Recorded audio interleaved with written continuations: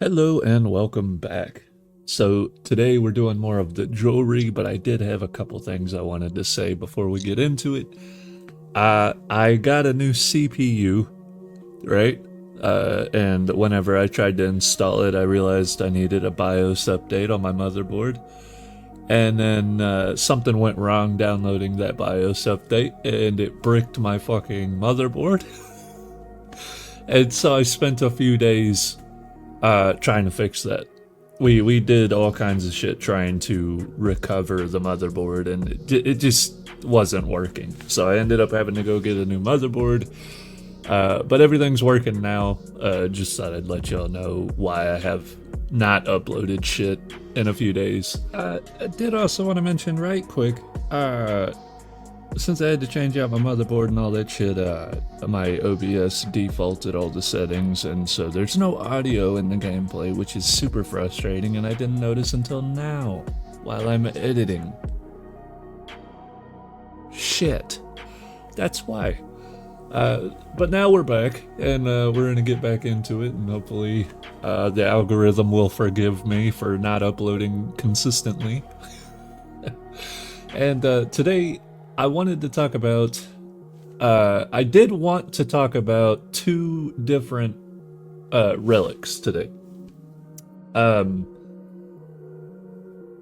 First off, we have the Severed Ear, and then we have Scourge. They don't work anything alike at all. The only reason I really wanted to add another relic was just because some of these relics they're kind of hard to show off, right? Like, you can't show their effects in game all too well. So I figured the Severed Ear you can see the effects of, and then I would just talk about what Scourge does. Now, Scourge is really, really cool.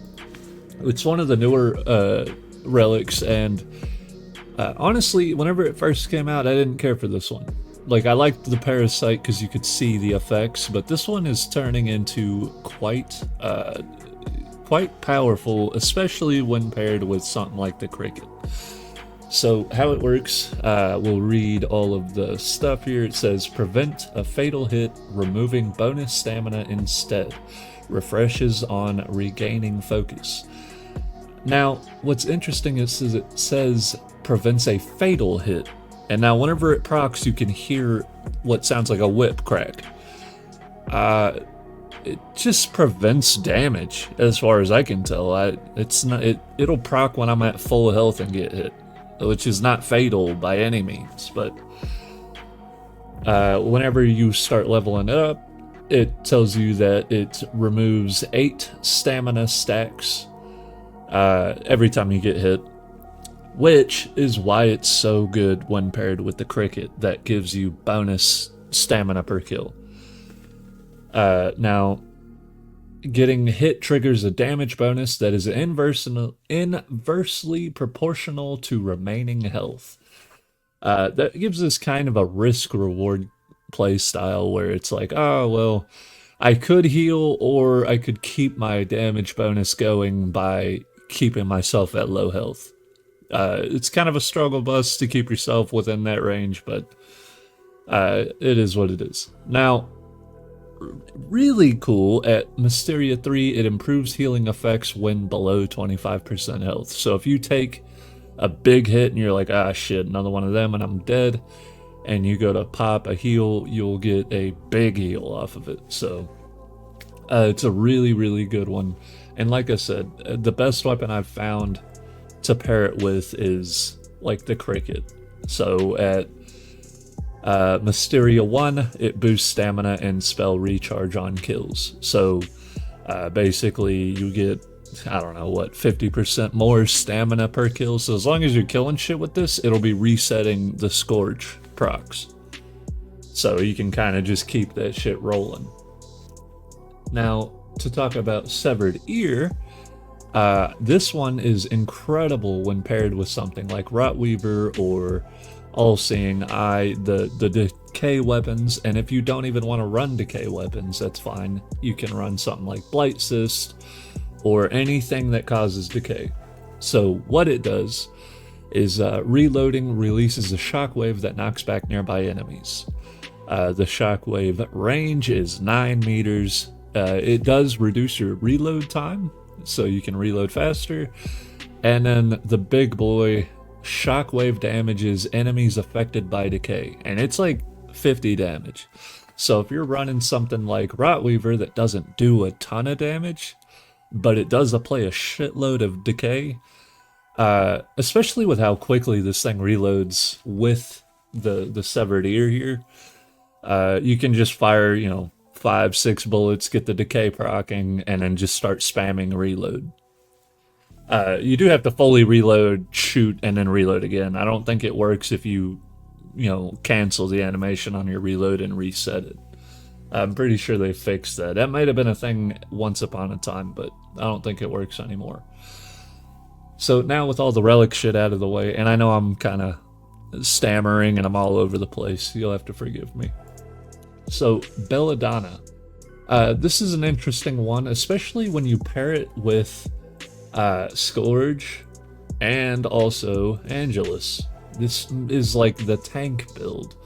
Alternatively, I might go ahead and talk about Monkshood in this episode as well, because these two are pretty fucking similar. So the way Belladana works is a regenerating aura that fully shields against minor damage but allows any stronger attack to penetrate. So the damage threshold is 25 health. The shield cooldown is a minute. So how this works is any small hit. So if that's like a bowman meleeing you, I think it even works against them shooting you with an arrow.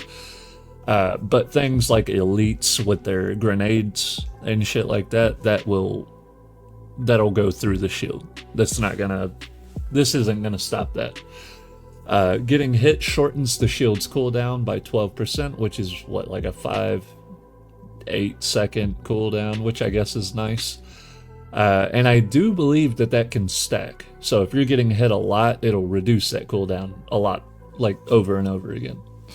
And then it says that drinking an elixir instantly recharges the shield, making this thing pretty good at just mitigating bullshit damage. So if you're just going into a camp and you have those off matches where it seems like no matter what you do, you're just getting hit by everything, this comes in handy. It can really mitigate a lot of that, just like I said, bullshit damage. Now, when paired with Angelus and Scourge, Scourge we already went over, it's preventing damage, and then the Angelus you get a shield every like 10 seconds or something. So this is like full-on tank status build. Monkshood works pretty similar, but and it works against heavier damage, but you have to absorb manifestations for it to go.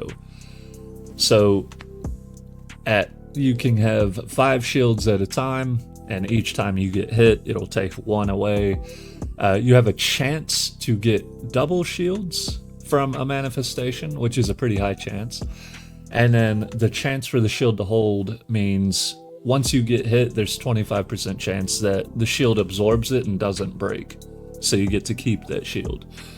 So, like I said, it works very similarly.